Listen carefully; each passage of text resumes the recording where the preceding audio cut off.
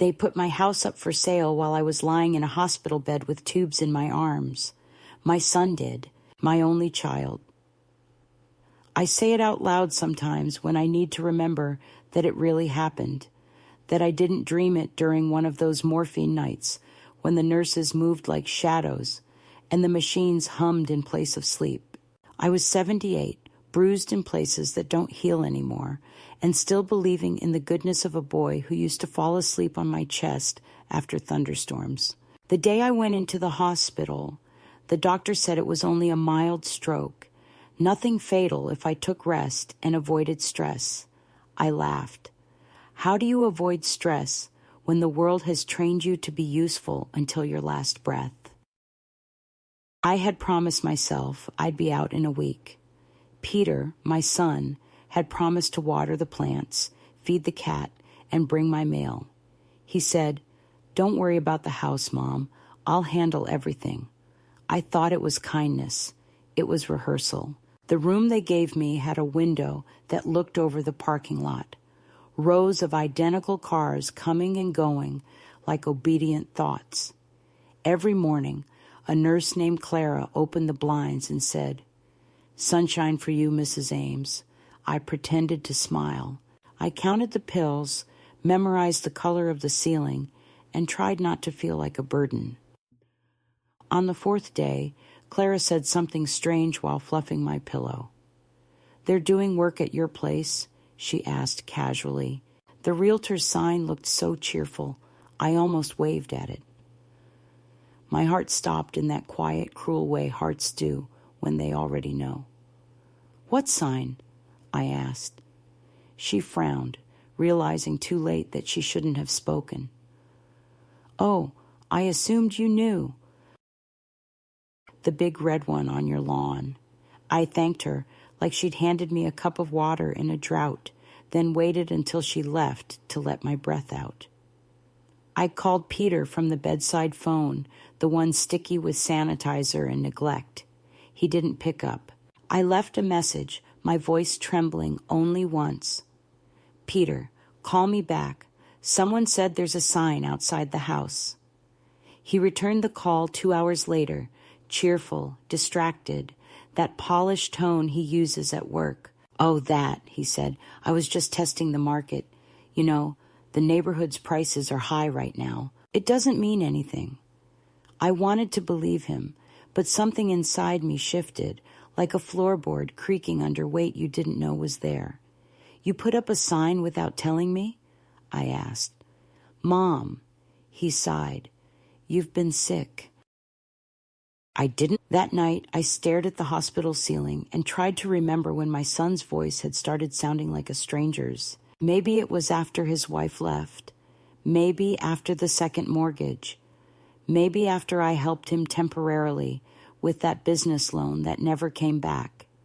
It doesn't happen all at once. Betrayal. It drips. It seeps. It wears you down until even the word "mom" starts to sound like a demand. The next morning, I asked the nurse for my discharge papers. She looked surprised. "You're not ready yet, Mrs. Ames." But I'd already decided.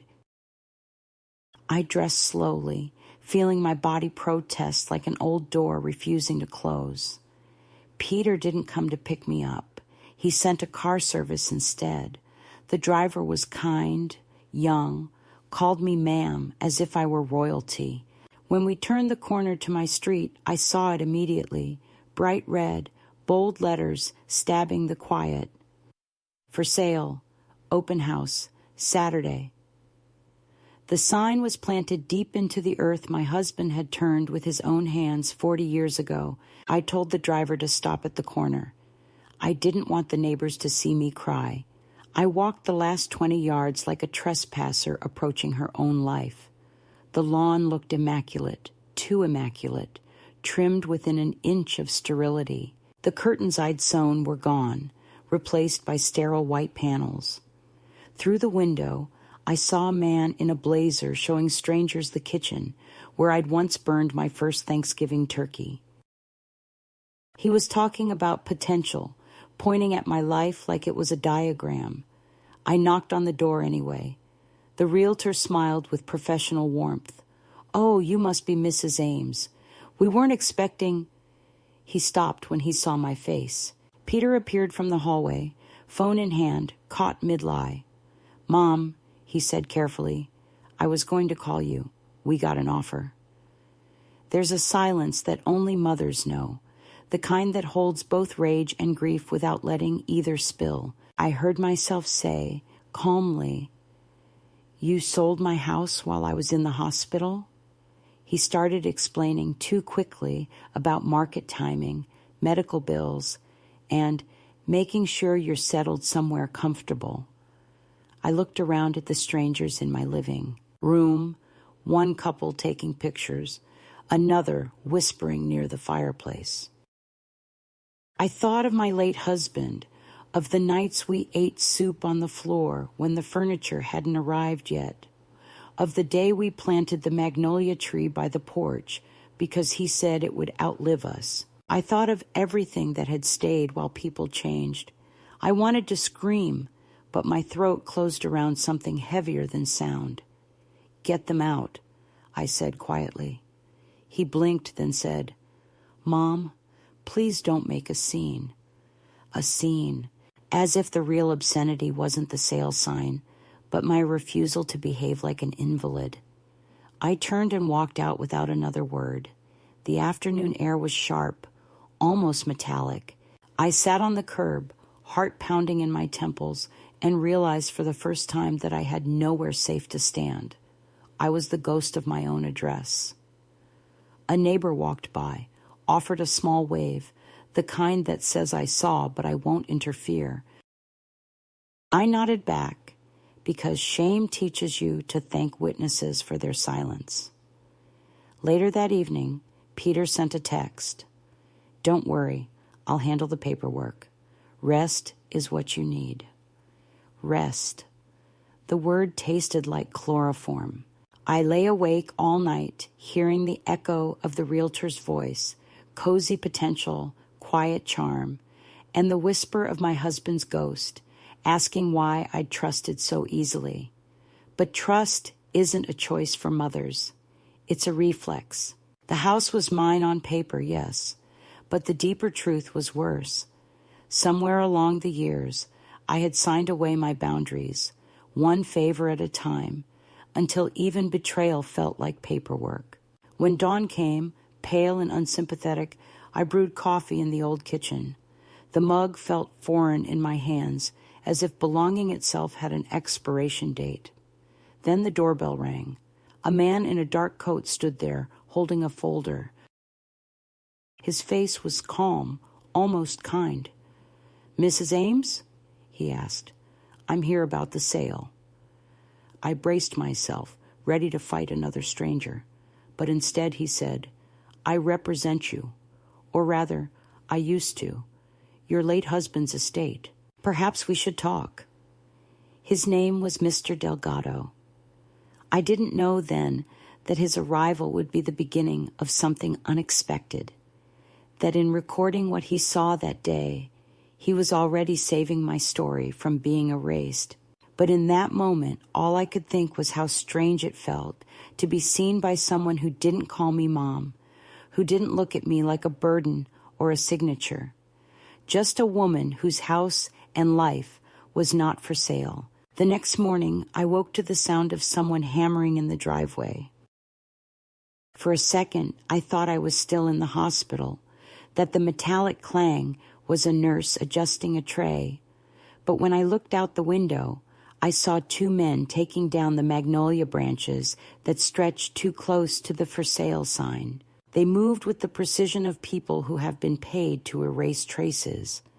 My son stood near them, phone pressed to his ear, giving instructions without meeting my eyes. The tree had bloomed every spring for almost 4 decades, its petals the color of old porcelain, dropping gently across the porch like pieces of memory. Watching the branches fall, I felt something inside me splinter, not dramatically, but with that quiet, decisive sound of wood giving way under pressure.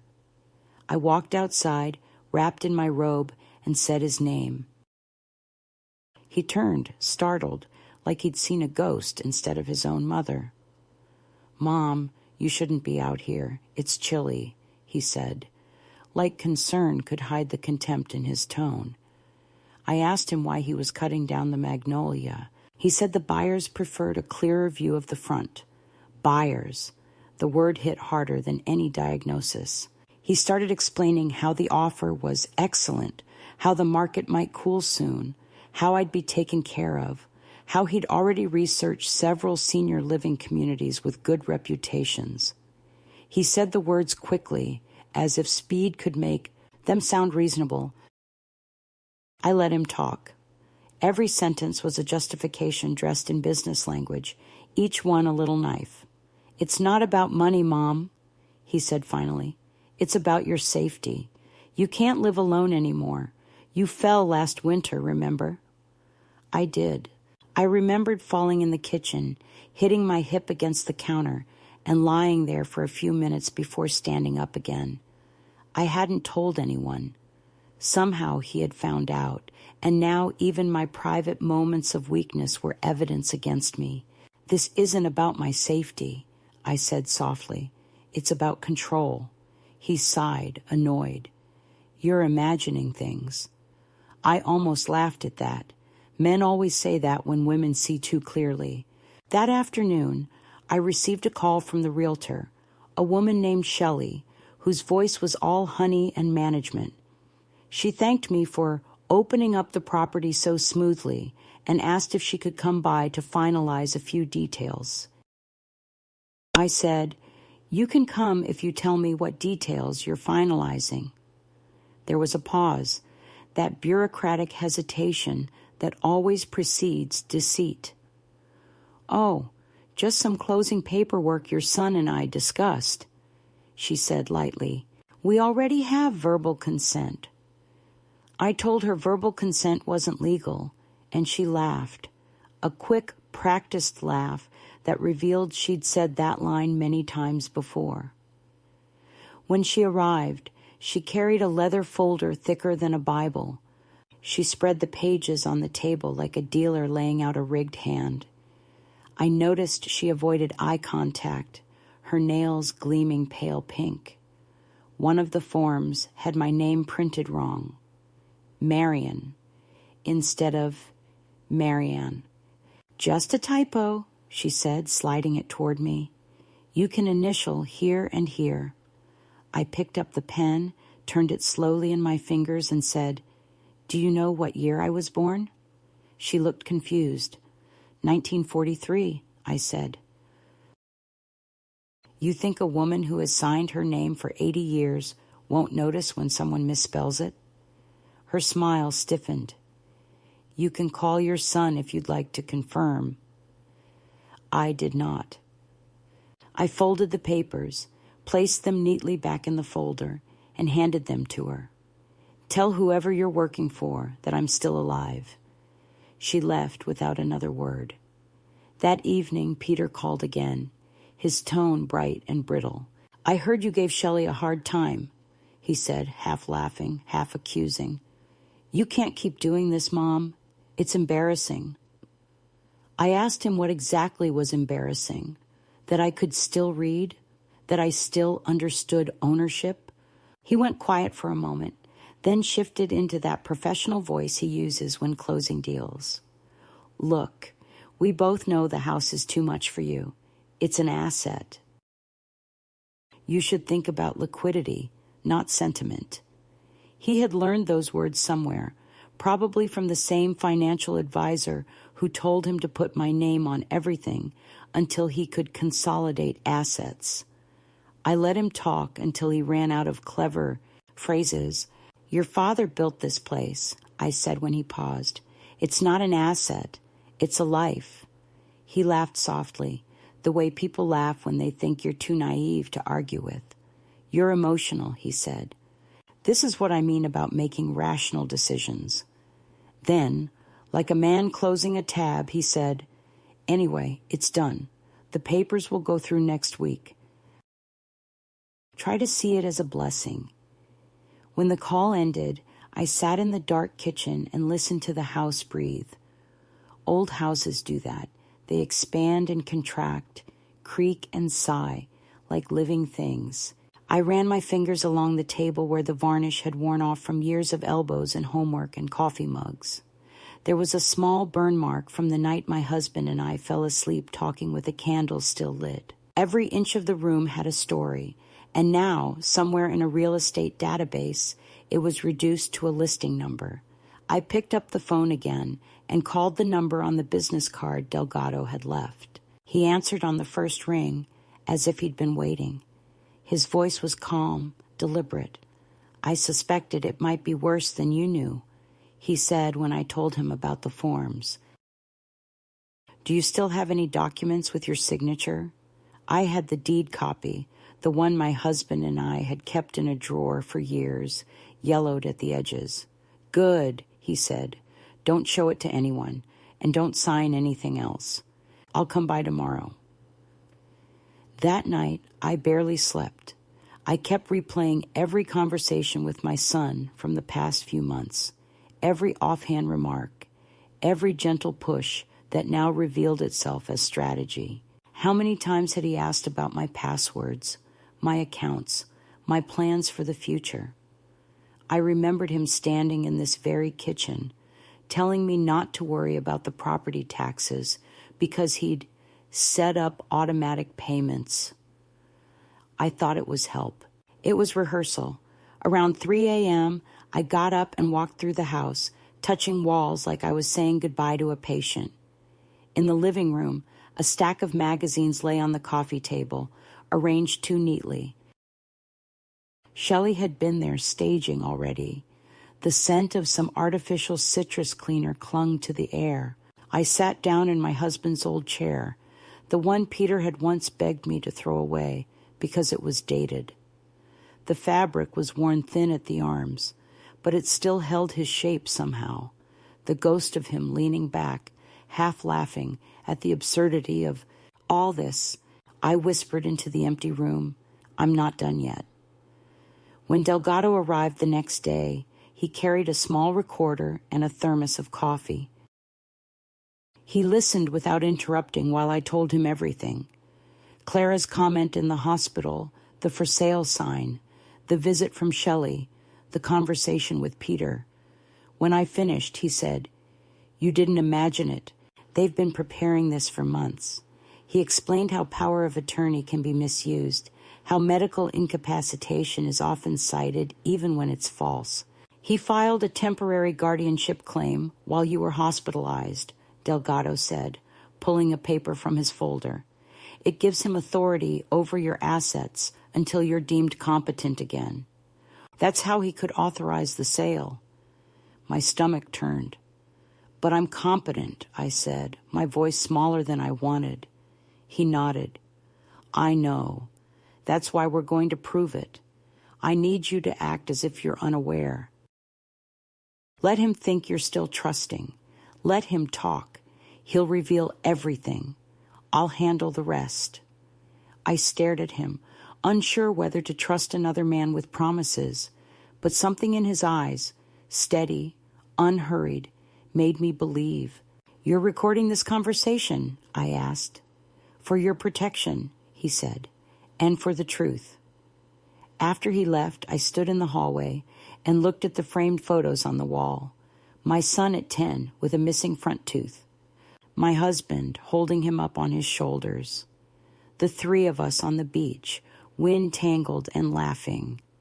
There was love once. I know there was. But love can turn into something else when fear of failure takes root. Peter wasn't born cruel. He was born hungry, always reaching for more, afraid there wouldn't be enough. Maybe he thought selling the house would solve everything. Maybe he thought I'd forgive him like always. Maybe he didn't think of me at all. That's the part that hurts more than greed, the indifference. When the sun began to set, I made tea and sat by the window. The magnolia stump outside looked raw, bleeding sap. Across, if they wanted an old woman to sign her life away quietly, they'd chosen the wrong widow. I may not have youth or power, but I have time, memory, And now, a witness who knows how to record. The next step wasn't anger. It was evidence. And for the first time since the hospital, I felt my pulse steady, not from fear, but from purpose. They did not take the house in a single strike. They took it in teaspoons, a measured siphoning that would have looked like efficiency to anyone not watching the meniscus drop. The first things to disappear were the soft ones, the piles of magazines I pretended I would reread, the crocheted throws my sister made during the winter of her divorce, the old ceramic jar where I kept birthday candles and errant screws and safety, pin eyesore, as if evidence that life had actually happened here would send potential money running for the hills. I noticed the cushions on the sofa had been reversed to hide the sun-faded side, and I knew that meant someone had gone through the room with a professional gaze and decided that the faded part of my life was best face down. They put a lockbox on the front door that clicked like an insect at the throat each time someone came or went. And although I still had my key, the new metal throat answered to a code I did not possess. So I found myself waiting on my own porch for Shelley to arrive with her phone and her curated smile and the authority to let me into my home, for which I had paid in decades rather than dollars. The thermostat began to do tricks I had not taught it, lowering itself at night to numbers that made my bones complain, and then rising sharply during the afternoon when I didn't need the heat.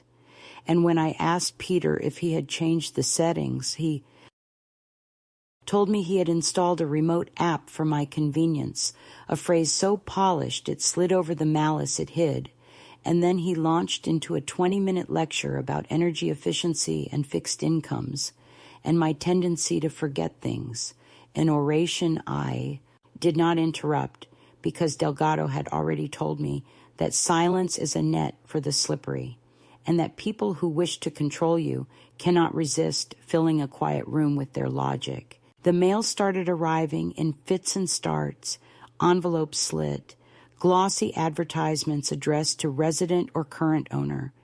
And when I took my cane and walked to the post office to ask whether my delivery had changed, the clerk said a cheerful forwarding order had been filed to a P.O. Box 2 towns over for the duration of transition, a word I tasted like aspirin.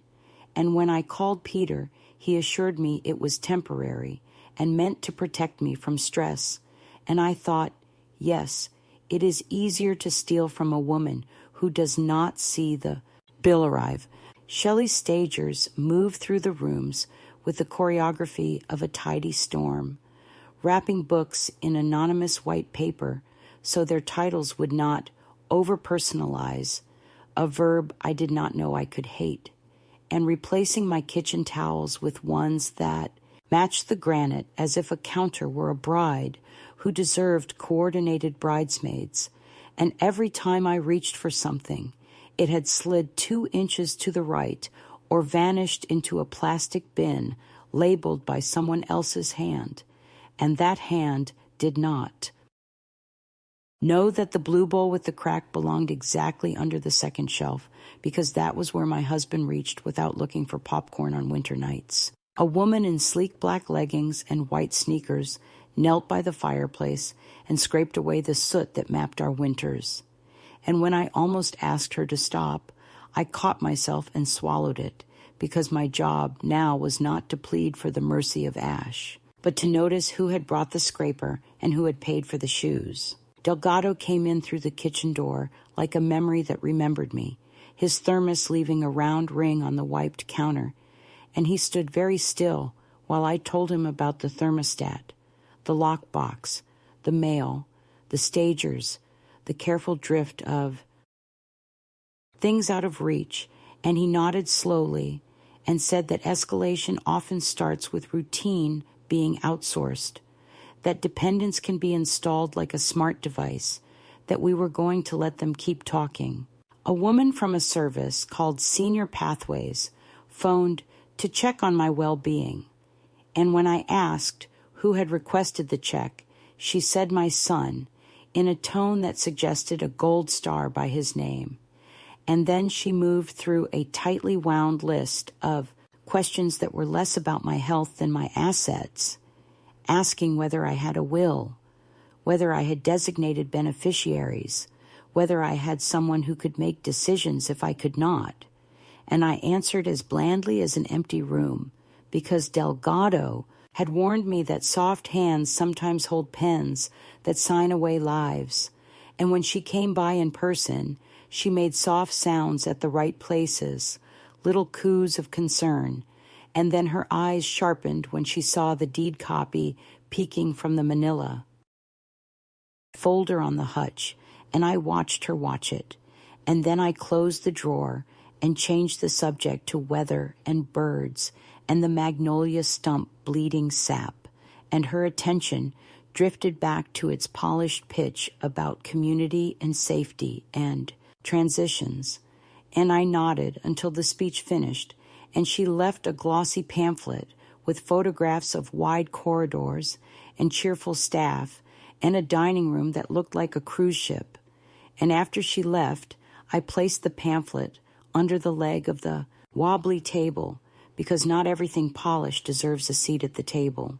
Peter began arriving with the hurried gravity of a man doing the right thing against fierce resistance, speaking over me at the door to the neighbor who had wandered up the walk with an apple pie and a curious face, explaining that I was tired and fragile and so grateful for all this help, and that visits should be short because I was easily overstimulated. And the neighbor's eyes slid to me with the pity that feels like a cloth thrown over a painting, and I smiled and thanked her for the pie and stood very straight without the cane until the door closed. He changed my doctor's appointment without asking to coordinate the cognitive assessment, and when I asked what assessment, he said the hospital had recommended a follow-up, and I heard in his calm the rehearsed lines of someone who has been coached to create a record. And later that day, Delgado explained how competency can be made to wobble on paper if you catch a patient on a bad day and ask the wrong questions in a bright room. And then he showed me how to speak slowly and ask for the questions in writing and request a witness and keep copies of everything. And the relief I felt did not taste like victory. It tasted like oxygen. The open houses multiplied, always scheduled when he knew I would be out for a blood test or at the pharmacy. The listing photographs appeared online, edited into a version of my home I did not recognize. A place with no books, no magnets on the refrigerator, no dog-eared hymnals near the piano, only light and empty horizontal surfaces and the lie of perfection. And I watched strangers pad through the rooms with reverent greed, speaking in low voices about storage and resale and schools. And one woman stood in my bedroom and ran her hand along the window frame and said the phrase, "good bones." And I wondered whether she meant the house or me, because I had become as invisible as the plaster, present and foundational, and of no interest. The cat, who had sat on my lap every evening of my widowhood, began to hide under the bed, then under the tub, then behind the furnace, and when I could not find her for an hour and thought she had slipped out between a stager's ankles, I felt the kind of panic that erases names and years. And after I dragged her from behind the furnace, shaking and dusty and furious, she slept on my chest like a sandbag, and I stroked the grit from her fur and thought that both of us were learning what it is to be cornered in your own shelter. Bank statements that once arrived on paper drifted into some indifferent cloud. Notifications pinged on Peter's phone instead of mine. Subscriptions canceled themselves as if by a ghostly housekeeper with a grudge against pleasure. And on a Tuesday afternoon, the landline died for a full day, a neat quiet which Peter explained as the telecom's fault, and which Delgado described as a rehearsal for isolation, because you cannot defend a woman who cannot call out.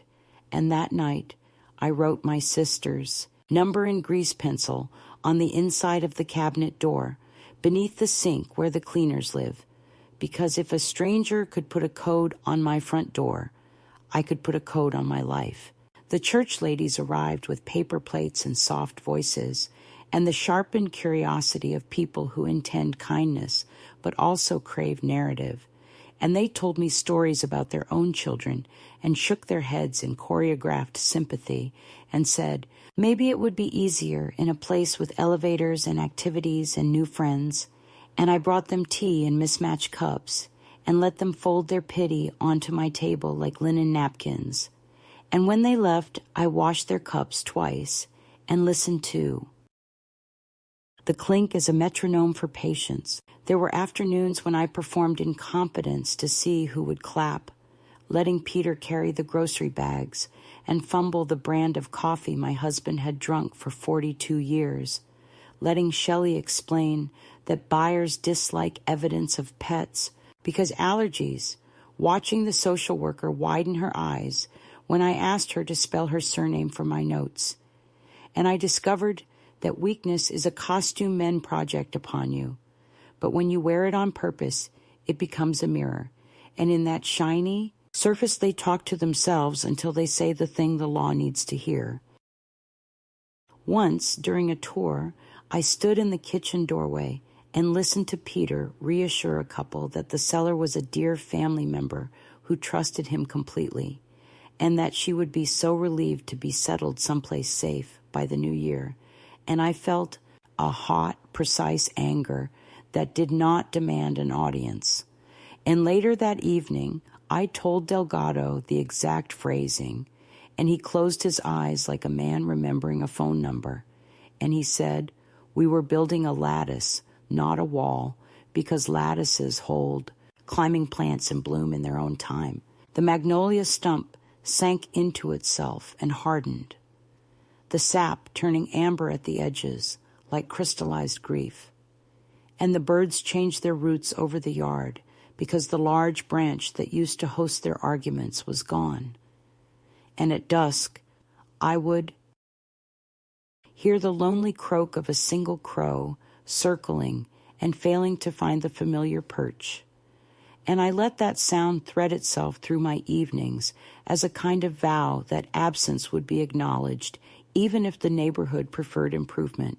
The grass greened unnaturally under Shelley's new schedule of irrigation, and in the gleam of the sprinkler arcs, I saw the tidy sheen of a crime that would never look like a crime unless someone bothered to learn the shape of what had been there before the water arrived. I wore my husband's old garden gloves one afternoon and knelt to pull out the invasive mint that had colonized the side bed, and my knees hurt like warnings, and my breath shortened, and I thought, this body is the house, and they are staging it for someone else.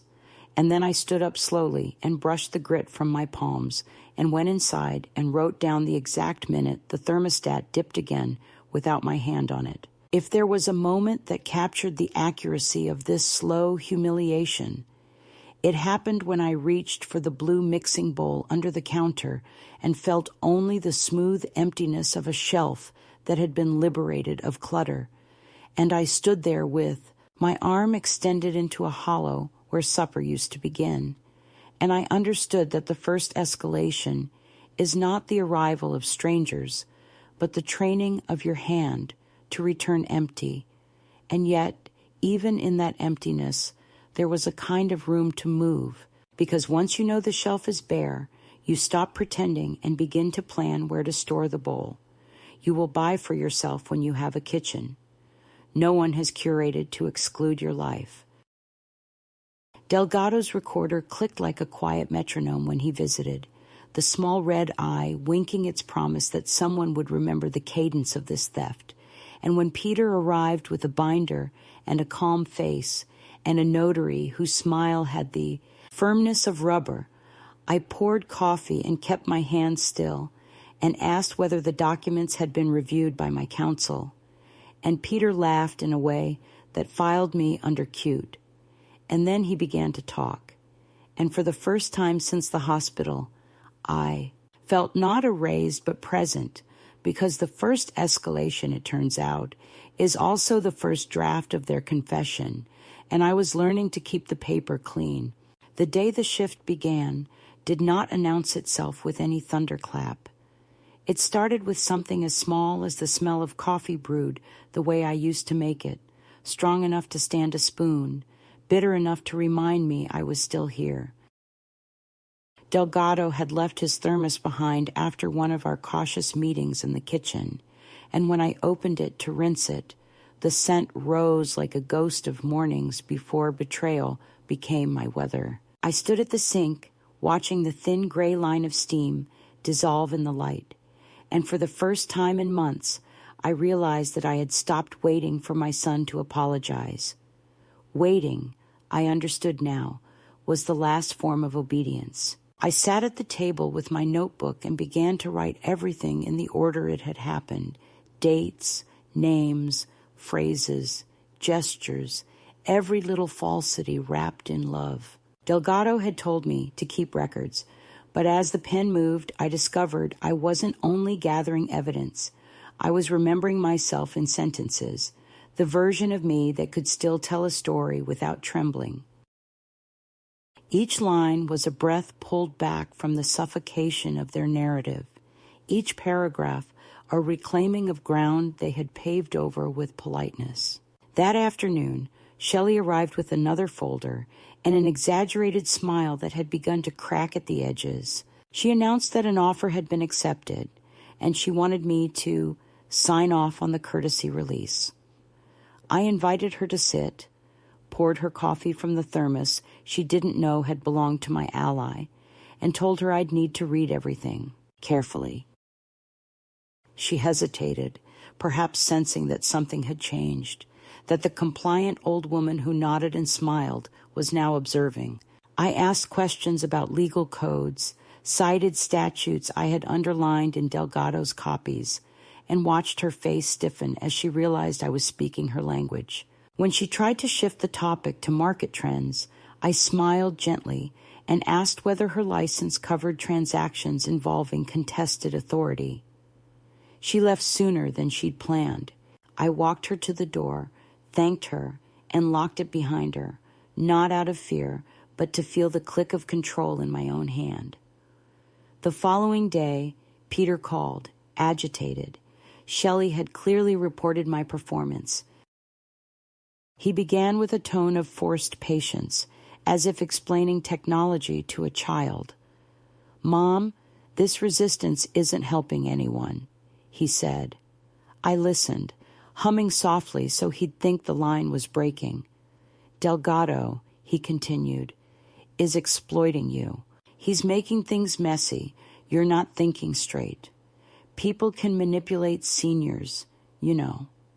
The irony was a flavor so rich I almost choked on it. I told him I appreciated his concern and that I had taken steps to protect myself legally. He fell silent, and I could hear him breathing, the long exhale of a man calculating risk. "You're making this bigger than it needs to be," he said at last. "If you'd just sign, we could all move on." I didn't raise my voice. I only said, "You already moved on, Peter. You just forgot to tell me." Then I hung up before he could respond. It was a small act, unremarkable to anyone else, but the silence that followed tasted cleaner than any peace he had ever offered. The mail resumed its normal rhythm after Delgado intervened with the post office, and in the small victory of envelopes correctly delivered lay a new kind of steadiness. Each piece of correspondence bore my name intact, not a misspelling or a forwarding mark, and seeing it there, official and upright, felt like proof of existence. I spent the mornings cataloging my notes, the afternoons walking the perimeter of my yard, inspecting every plant as though it might testify on my behalf. The stump of the magnolia had hardened, its edges turning pale where new shoots dared to push through, small green tongues insisting on life. I found comfort in that stubbornness. I started tending the garden again, slow but methodical, pruning, watering, reclaiming the rhythm of care. The neighbors still avoided my gaze, perhaps out of embarrassment, perhaps because neutrality is easier than decency. But I had stopped needing their recognition. They could keep their silence. I had witnesses now who wrote things down. One evening, Delgado came by with a recorder no larger than a matchbox and asked me to place it discreetly in the living room. He said we needed to capture Peter's next visit, to let him talk freely until his confidence exposed him. I agreed, though the idea of recording my own child filled me with an ache that had nothing to do with justice. But when Delgado explained that intent mattered more than sentiment, that a mother's silence could become complicity if she knew and did nothing, I understood. That night I sat in my husband's chair, staring at the recorder on the table, that tiny metallic witness waiting for its cue, and I whispered to the empty room that I was sorry for what would come. The house creaked in response, as if acknowledging that confession sometimes looks like betrayal. The visit came sooner than expected. Peter arrived unannounced 2 days later, brisk, smelling faintly of cologne and exhaustion. He carried a briefcase that didn't suit him. He was performing competence again. I made tea, steady and calm, every movement deliberate, and let him fill the silence. He spoke about financial responsibilities, medical costs, how overwhelming it had been to manage things on my behalf. The recorder blinked quietly beside the sugar bowl. His voice had taken on that managerial cadence I recognized from his office calls, assertive, persuasive, detached. "You've always trusted me," he said. "You know I'd never do anything to hurt you." He reached for my hand. That old reflex of comfort turned into choreography, and I allowed it for a heartbeat before pulling away gently. "Trust isn't permission," I said. The words slipped out before I could stop them, and he froze, the mask faltering for just a second. "You sound like Delgado," he said, his tone darkening. "He's filling your head with nonsense." I smiled, small and tired. "No," I said. "He's just reminding me I still have one." After he left, Delgado listened to the recording in his car while I stood on the porch. When he came back, he said quietly, "It's enough to start proceedings." I felt neither triumph nor relief, only the weight of something irreversible. Evidence, he explained, has a way of stripping the heart from its illusions. It's one thing to suspect your child's deceit. It's another to hear it replayed in your own kitchen. That night, I didn't turn on the lights. I sat by the window watching the street lamps flicker over the trimmed hedges, the postcard perfection of a life that had grown dishonest. The cat jumped onto my lap, her purr low and steady, and I realized I wasn't shaking. The body knows when the worst has already happened. Days passed in quiet preparation. Delgado arranged meetings, contacted agencies, and gathered affidavits. I continued my routines as if nothing had changed, maintaining the illusion of resignation so that Peter would not suspect the shift. I even complimented him on his efficiency during one of his brief visits, and he smiled with relief, mistaking my calm for surrender. The taste of that small deceit was bitter, but necessary. I had spent my whole life cushioning others from consequences.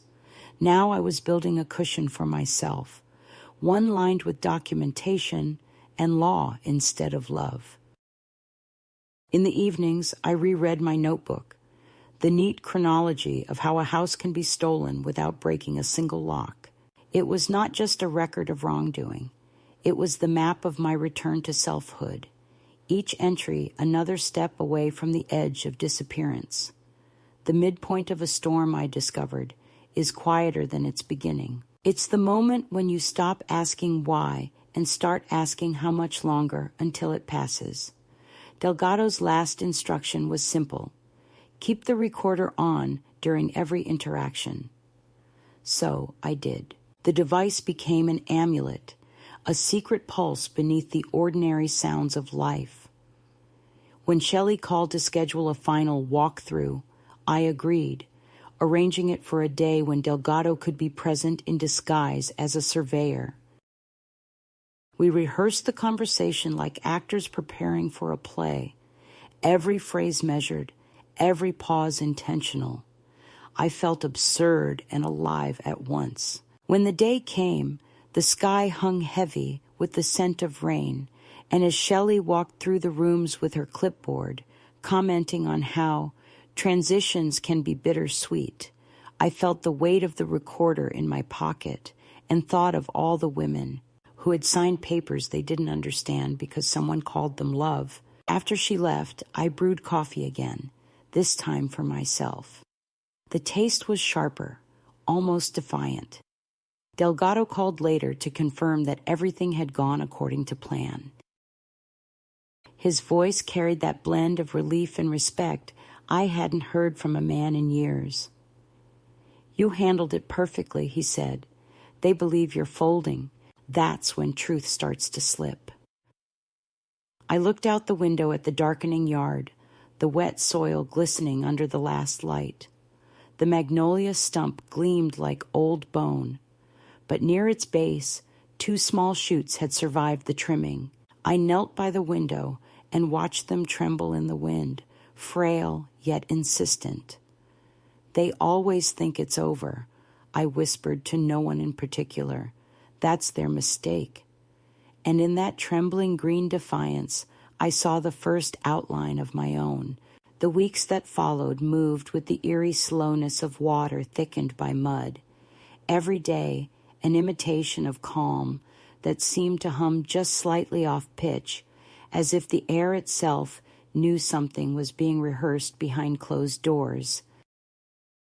Peter stopped calling for several days, which I mistook for retreat, though Delgado warned me that silence from someone who feeds on control is never surrender, only a recalibration of tactics. He was right. The quiet ended abruptly one afternoon when I received a letter marked "Urgent Financial Update."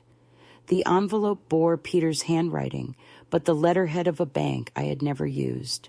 Inside was a typed notice stating that due to the pending sale and transition of ownership, my primary checking account had been temporarily restricted to prevent fraudulent activity. I stared at the paper until the words blurred into a dark river of type. My own money had been frozen, my autonomy reduced to a line item in someone else's transaction.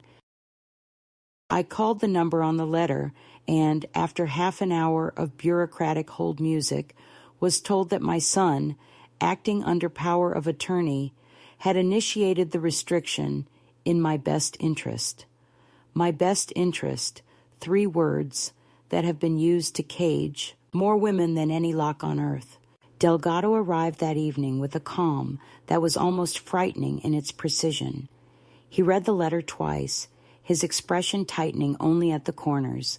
"They're accelerating," he said finally, "because they know we're close." He explained that our filings to revoke Peter's authority had entered review and that the system, slow as it was, would eventually lean in our favor. But he also warned that until the revocation was official, Peter could still act under the old permissions. It was, as he put it, a race between legality and audacity. I made tea while he outlined steps I could take: keep cash on hand, alert certain agencies, and document every new attempt at interference.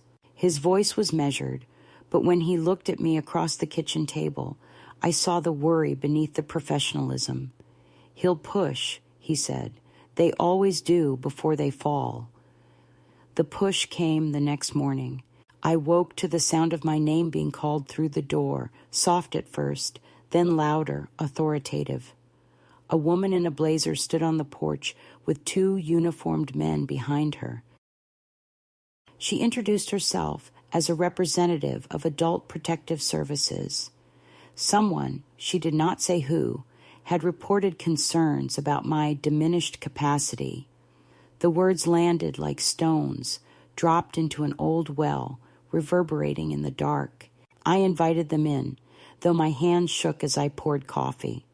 They asked questions rehearsed from a manual: my date of birth, my medications, whether I ever forgot to pay bills, whether I had someone managing my finances. I answered each one clearly, enunciating like a school teacher in a foreign land. When they asked about my relationship with my son, I told them I loved him, but that love and trust are not synonyms. The woman wrote this down, her pen trembling slightly. Before they left, one of the men hesitated at the door, murmuring that he'd seen this sort of thing before. I wanted to ask what sort of thing, but I already knew. When I told Delgado later, he exhaled through his nose, the sound of a man balancing outrage with discipline. "It's a classic reversal," he said. As he spoke, I realized that the game had shifted again, that this was no longer just about the house, but about erasing the reliability of my own voice. They were not merely trying to take my home, they were trying to render me unbelievable. I thought of every time in my life I'd been told I was exaggerating, oversensitive, imagining things, and how those small dismissals had built the scaffolding for this grander disbelief. I thought of my mother, who was silenced with similar kindness, and how history repeats not as tragedy or farce, but as bureaucracy. The next few days became a blur of small aggressions. My phone rang with calls from unknown numbers offering relocation assistance. A neighbor mentioned that Peter had been asking around for recommendations for elder care. The church ladies returned with casseroles and pity, whispering about how hard these transitions can be. Even the cat began reacting to my tension, slinking from room to room as if she sensed the walls tightening. Delgado told me to hold steady, to document every contact, to remember that truth does not need to shout. But truth, I discovered, grows heavy when it is carried alone. At night, I found myself speaking aloud, just to hear a human voice, narrating my thoughts like a bedtime story for no one. The house creaked in response, loyal to the last. Then came the summons. A formal notice from the county court informed me that an emergency review of guardianship had been scheduled in light of recent concerns. I was to appear in 2 weeks. Peter had filed for full authority over my affairs, citing significant cognitive decline. Delgado arrived within the hour, his usual composure edged with fury. "He's trying to preempt the revocation," he said. "He wants a ruling before we can strip his power." I asked him what we could do, and he said simply, "Prepare." We spent long evenings at the kitchen table, rehearsing questions, reviewing evidence, refining statements. I read aloud from my notebook, my voice strengthening with each recitation. Delgado insisted that clarity was the best defense, that truth, when spoken without ornament, had a way of slicing through fabrication. Still, I could not shake the dread that courtrooms were designed to favor the confident, and confidence was something Peter had always wielded like a weapon.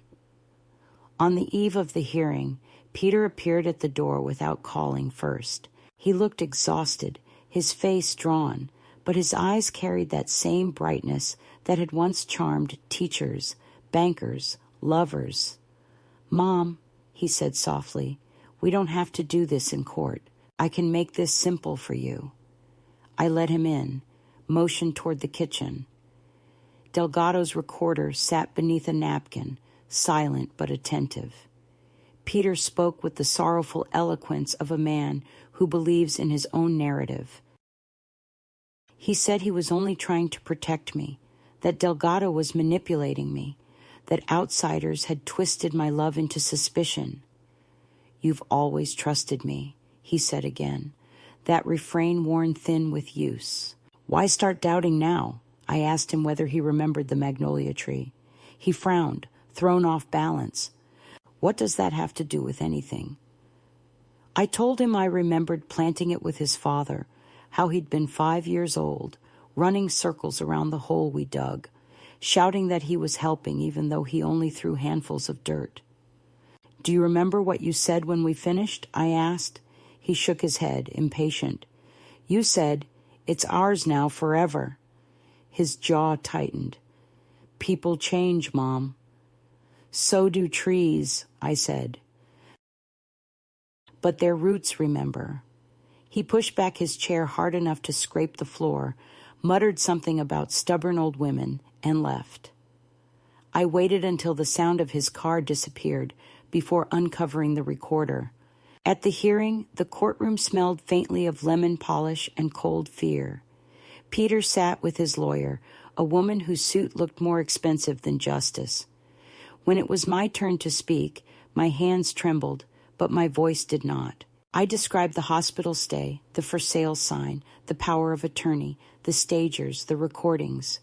Delgado played the clips, each one a thread in the tapestry of deceit. The judge, a woman near my son's age, listened without expression, her pen moving occasionally.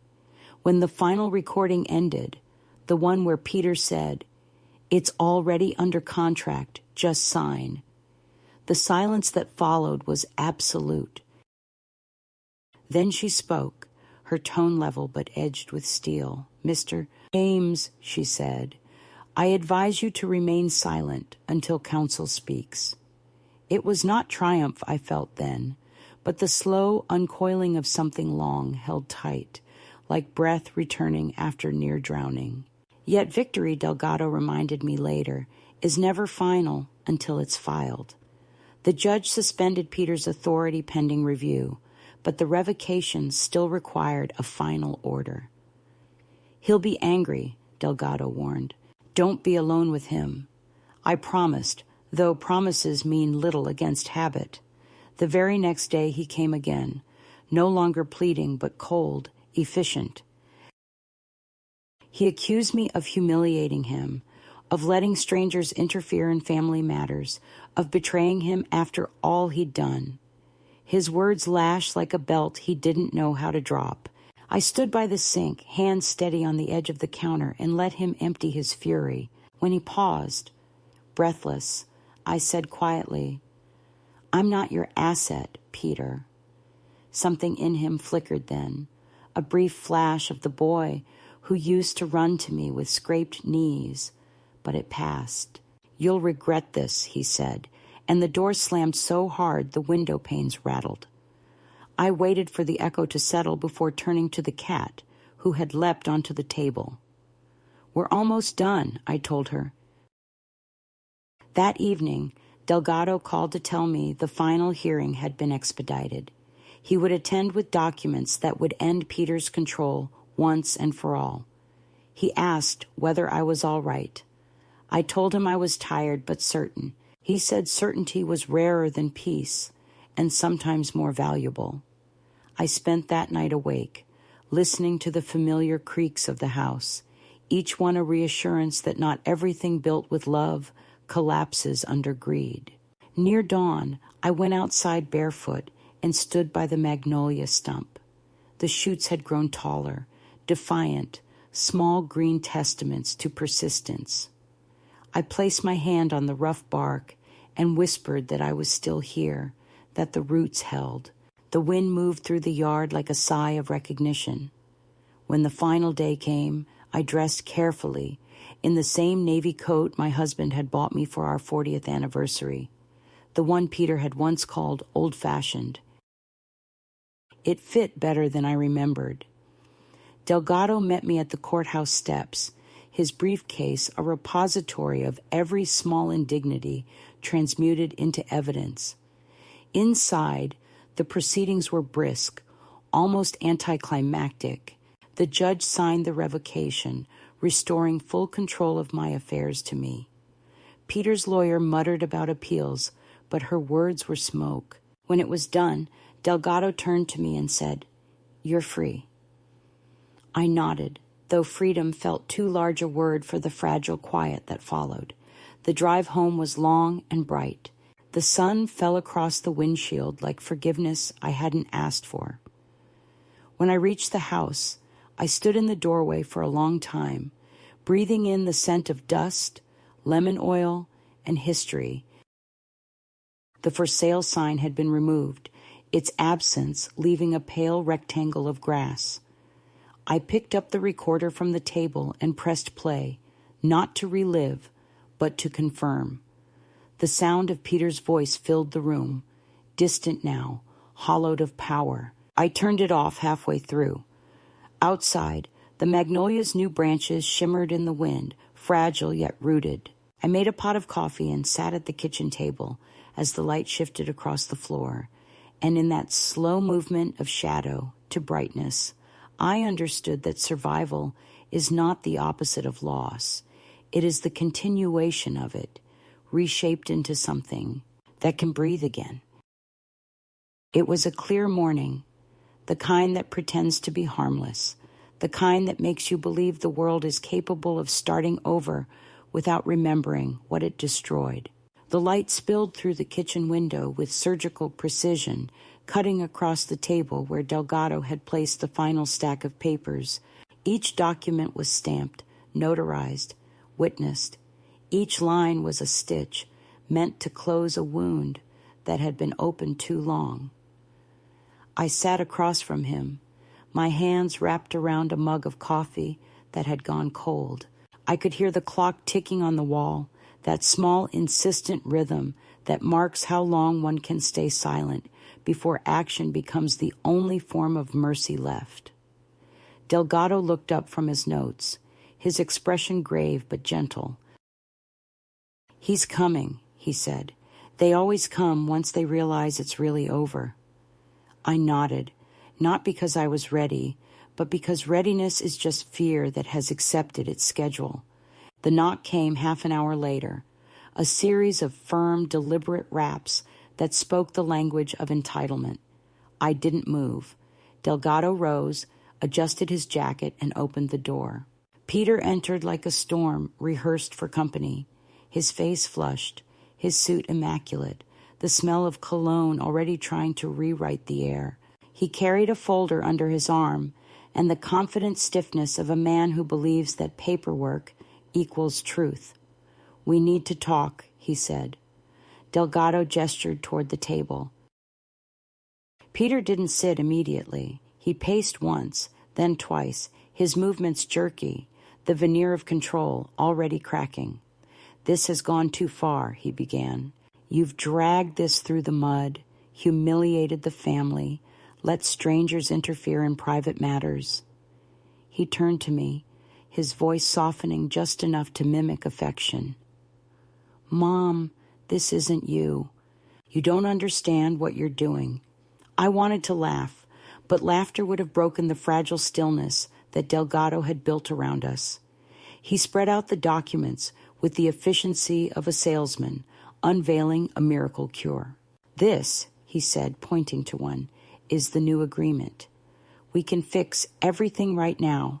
I'll take care of the maintenance, the taxes, everything. You'll never have to worry again." His hand trembled slightly as he pushed the paper toward me. I didn't touch it. Delgado leaned back in his chair, silent, the way a hunter waits for the animal to step fully into the clearing. Peter took my stillness as an opening. "I'm trying to protect you," he said, his voice cracking around the word, protect, like a hinge that had rusted through. "You think that lawyer cares about you? He's using you. You think anyone else will look after you when you can't remember things anymore?" His eyes flicked toward Delgado, sharp and hateful. "You're just feeding her paranoia." Delgado met his gaze with the quiet of a man who knows that righteousness doesn't need to shout.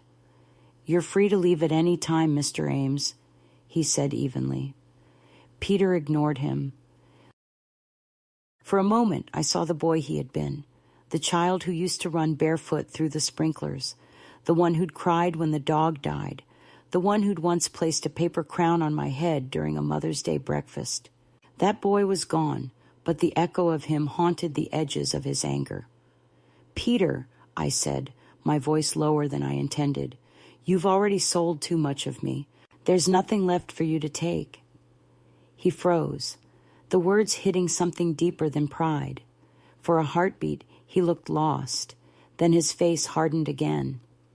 "You don't know what you're saying," he hissed. "You're sick. This whole thing, this performance, it's going to ruin you." I felt Delgado's hand rest briefly on the table beside mine, not touching, just anchoring. "No," I said. "It's going to free me." He lunged then, not violently, but with the desperation of someone who realizes the script has changed and he no longer has a role in it. He grabbed the paper and shoved it toward me again.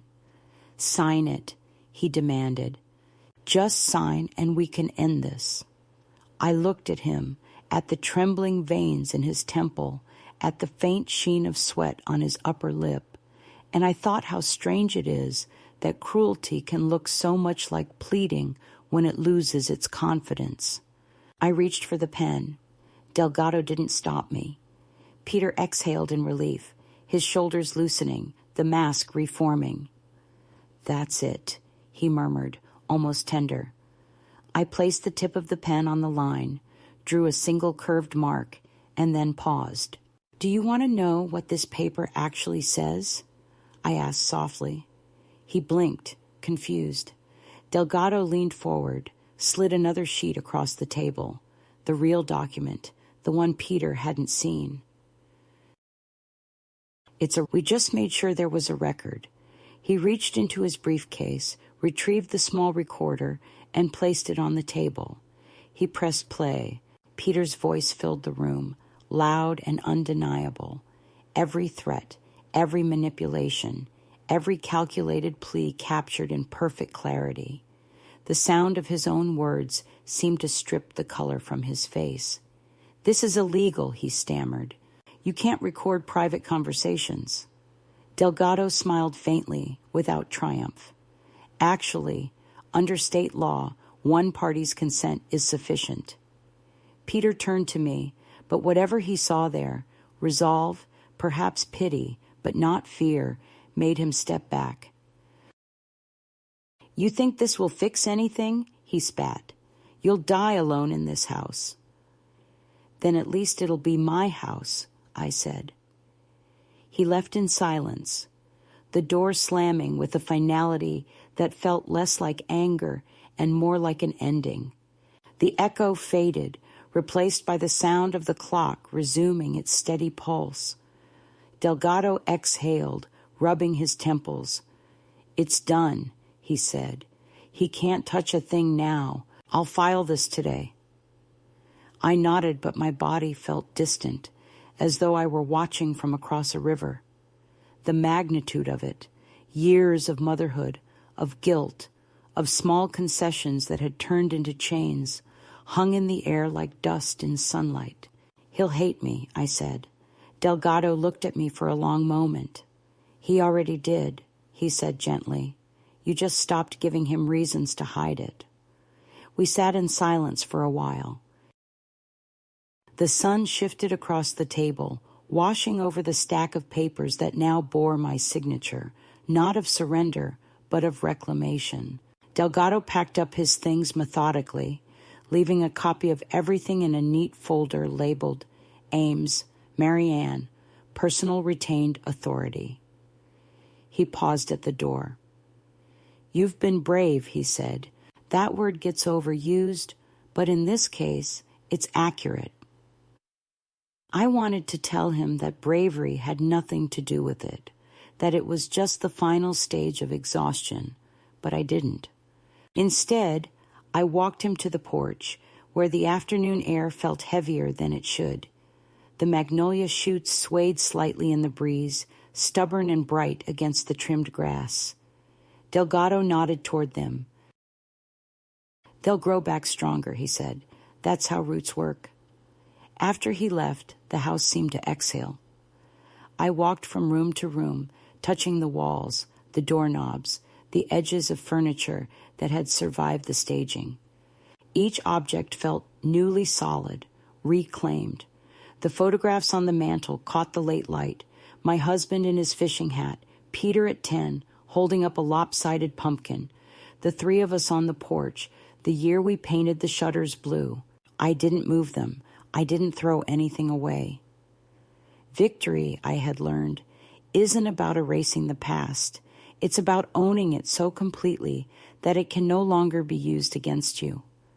Toward evening, I brewed another pot of coffee. The smell filled the kitchen, rich and grounding. I sat by the window and listened to the quiet. Somewhere in the distance, a car door slammed, then another, but they belonged to other lives now.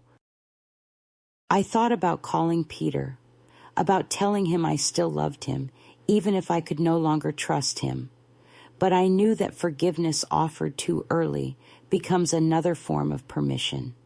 It would come in its own time, or not at all. For now, there was only the peace of stillness, the fragile, breathtaking peace of knowing that nothing and no one owned me. When the first stars appeared, I went outside and stood by the magnolia. The shoots had grown another inch, defying the logic of pruning. I touched the tender bark, and in that small living thing, I felt the pulse of everything that refuses to stay buried. "You made it," I whispered. The wind moved through the branches, carrying the faintest scent of blossoms not yet born. I closed my eyes and let the air move through my hair. Inside, the recorder still sat on the table, its red light blinking softly as it saved the last of what had been said that day. Evidence, truth, closure, they were all the same thing now. Proof that I had spoken and been heard. When I finally went back inside, I left the door open for a while, just enough for the evening air to pass through. The house was mine again, imperfect, aging, full of echoes, but wholly, undeniably mine. I poured myself a glass of water, sat at the table where everything had ended and begun, and felt the weight lift from my chest like a curtain drawn back to reveal light. Somewhere, in another city, my son was probably rehearsing his version of the story, the one where he was the victim of an ungrateful mother and a predatory lawyer. Let him. Every story requires its villain, and I was done auditioning for that role. The truth was recorded, filed, signed, sealed. I had no need to defend it anymore. I ran my fingers over the smooth surface of the table, the same one where he'd once built Lego castles, where my husband had balanced checkbooks, where I had served dinners to laughter that now felt like another century. It was just a table now, ordinary and faithful, the kind of thing that stays even after everything else leaves. Outside, the magnolias swayed in the dark, and for the first time in a long while, the sound didn't remind me of loss, but of endurance. The clock ticked on, unhurried. I finished my coffee, turned off the lights, and whispered into the stillness, "It's over." The words didn't sound like grief. They sounded like a door unlocking from the inside. The house is quiet now, in the way a body is quiet after surgery, not dead, but emptied of the infection that had been eating it from the inside. The silence is not peace exactly, it is recovery, slow and deliberate, full of tiny aches that only time will name. I wake earlier these days, before the sun makes its decision about the day, and sit by the kitchen window with a blanket over my knees, the cat curled like punctuation at my feet. The light moves differently now, softer, less watchful, as if the walls have exhaled after holding their breath too long. There are mornings when I still half expect to hear Peter's car in the driveway, that hurried slam of a door that used to make me tense, but it doesn't come. The mailbox no longer brings threats disguised as letters. The only envelopes now are ordinary ones. Electric bills, catalogs, a note from the church asking if I'd like to donate old linens. Life reduced again to its practical errands, and that simplicity feels almost like grace. Delgado still calls once a week, out of courtesy more than necessity. His voice carries the steady politeness of someone who has seen too much and knows when to leave the past undisturbed. He tells me the final paperwork has been archived, that the legal protections are airtight, that Peter's appeal never materialized. Sometimes he hesitates, as if waiting for me to ask about my son, but I don't. There's nothing left to ask. I keep the folder he gave me in the drawer beside the stove, among recipes and warranties, ordinary domestic things. Every now and then I take it out, not to read, but to feel the weight of it, the paper proof that I exist in my own name again. I've learned that survival isn't a roar, but a signature. Ink dried and final, your hand steady when it could have been shaking. Peter hasn't written, and I don't expect him to. Rumor travels fast in small towns. I hear from the pharmacist that he moved across the state, started some consulting job that sounds important when spoken aloud but hollow in its details. I imagine him walking through other people's houses, making promises, just as he once did with mine. I no longer picture his face with anger. There is fatigue instead, a kind of weary compassion that asks nothing of forgiveness but distance. The love remains, stubborn as moss on stone, but it's love that no longer kneels. I will always be his mother. That is the unchangeable fact of creation. But I am no longer his keeper. The magnolia has started to bloom again, timidly at first, as if testing whether the world deserves its color. The blossoms are smaller than before, their scent faint, but each morning more appear, and I take it as a lesson I didn't know I needed.